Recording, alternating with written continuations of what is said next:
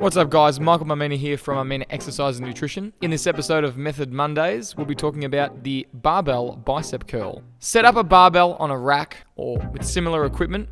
It should be easy to rack and unrack, and this is usually about hip height. Start by placing your middle fingers with a rough and smooth part of the bar meat. Have an underhand grip. The biceps supinate the forearm. In this position, they are more active than when your forearm is pronated. If you perform this exercise on the spot, you'll notice your biceps will shorten when you turn your palm up to the roof. Unrack the bar. Straighten your arms out and lock out your elbows. Pretend like you're squeezing your triceps. It's common for lifters to miss out on end range elbow extension, and this stops you from training your biceps at the longest possible muscle length with this exercise, potentially decreasing muscle gain. The biceps flex the humerus. This is your biggest upper arm bone. Therefore, I coach members to start this exercise with their humerus in front of their body.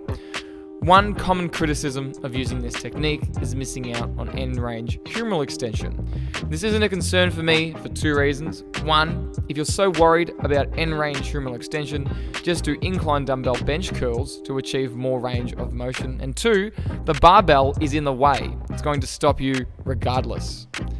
Nevertheless, to facilitate increases in range of motion, I adopt a slight forward lean so I can mitigate any reductions in range of motion. Now, you're ready to begin the concentric action. During the concentric action, we're trying to maximize elbow flexion. The biceps flex the elbow, and that's their primary mechanism. As a result, hitching and swinging should be minimized. I'm okay with some, but not a lot of momentum. I think it's almost impossible to progressively overload biceps curls and other isolation exercises if you're always trying to use picture-perfect technique, though the aim should be to refrain from swinging the weight up. Another important point is to allow for a little more humeral flexion during the concentric action to potentiate muscle activation. As you flex your elbow, you're going to slightly raise your upper arm. At the end of the concentric action, at peak elbow flexion, squeeze your biceps as hard as you can before beginning the eccentric action. Most people will just let gravity do the work during the eccentric action of this exercise, but your goal is to apply plenty of tension through your biceps. Flex and push the weight away slowly. Don't just drop the barbell back down to your thighs.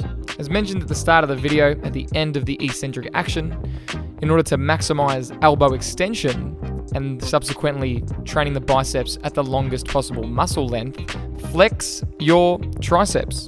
Once you've established the foundational components of this lift, perform the desired number of reps. It's important to mention that there are several ways in which you can do a standing curl. You use dumbbells or an EZ bar.